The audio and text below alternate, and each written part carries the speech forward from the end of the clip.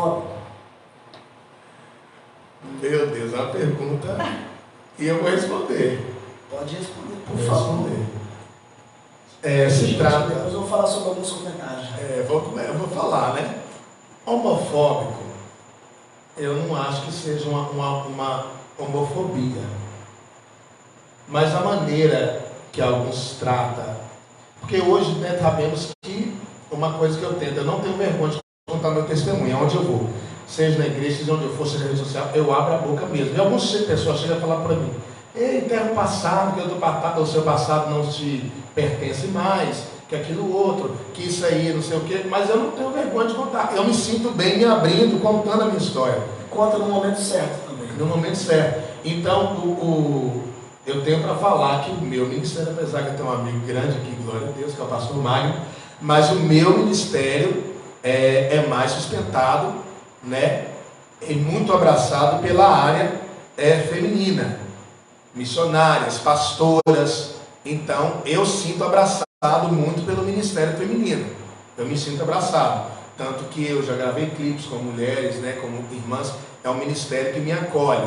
Eu lembro, você foi lá na igreja uma vez, né, um coral feminino, né, cantou num evento nosso lá. É isso aí. Até porque, pastor Mário, a situação, eu sei que tem gente que sai das drogas, tem gente que sai do, né, tem gente que matava, não mata mais, tem gente que né, várias situações. Só que as situações de pegar um jovem ou uma jovem que sai do homossexualismo, ou um jovem que sai do homossexualismo, eu acho que muitos pastores não têm a sabedoria para lidar, porque a mesma sabedoria para lidar, às vezes que você vai lidar com uma pessoa que saiu do tráfico, com uma pessoa que saiu né, que matou, que fez e aconteceu, não é a conversa que você vai ter com ele, talvez não é a mesma conversa que você vai ter com essa pessoa que saiu desse mundo, né? Porque às vezes tem homens que não entendem, e às vezes uma pastora, uma missionária, ela sabe entender o lado desse jovem, né? Eu falo em forma geral, não falo só de mim. Então,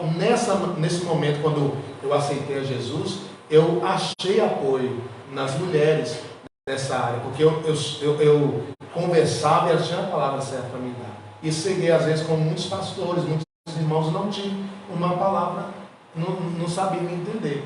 Então tem um lado um pouco deturbado, né? Por mais que não seja homofóbico aí, porque a gente sabe que a Bíblia bate nisso, a Bíblia contradiz isso. A Bíblia diz que os homossexuais não herdarão o reino dos céus. Sim.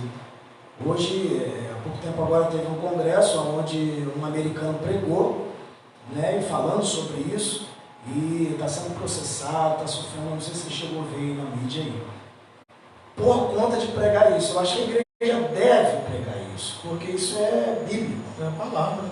Porém, como nós somos amigos, eu não posso olhar para o seu passado, na verdade, também não posso julgar, porque, por exemplo, quando você fala isso na rede social, ou em alguma igreja, não tem um tempo hábil, como na nossa conversa aqui. É verdade.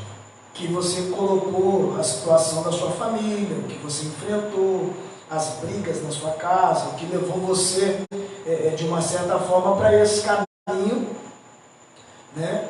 Tem todo um contexto, né? E assim, ouvi de pessoas, como eu já ouvi de amigas, né, lésbicas, que dizer que eu não nasci assim, porque a briga hoje é essa, né? E acho que é uma briga muito grande da igreja pelo fato de ter muitos cantores, tá? Eu falo aqui de forma geral, ter muitos cantores que hoje estão no meio artístico, gospel, sim, mas não são libertos. Sim. Né? Só que eu acho que é muito mais válido você passar e conhecer, seja qualquer tipo de área, não especificando o homossexualismo, o lesbianismo, ou as drogas, ou matou, ou roubou, do que você estar dentro da igreja e viver como aconteceu com o JA, por exemplo. O que você acha dessa situação? Você que viveu esse contexto, como que você vê essa situação do JA? Eu já vi alguns relatos dele. A questão do JA, o que eu acho sobre o JA, que ele cantava bem, veio de uma família evangélica. Ele disse que desde criança, quando chegou a certa idade, ele não gostava de ir para a igreja, mas que a mãe obrigava ele a ir para a igreja, né? E que ele não se inscreveu nos programas para aprender a cantar, quem se inscrevia era a família dele.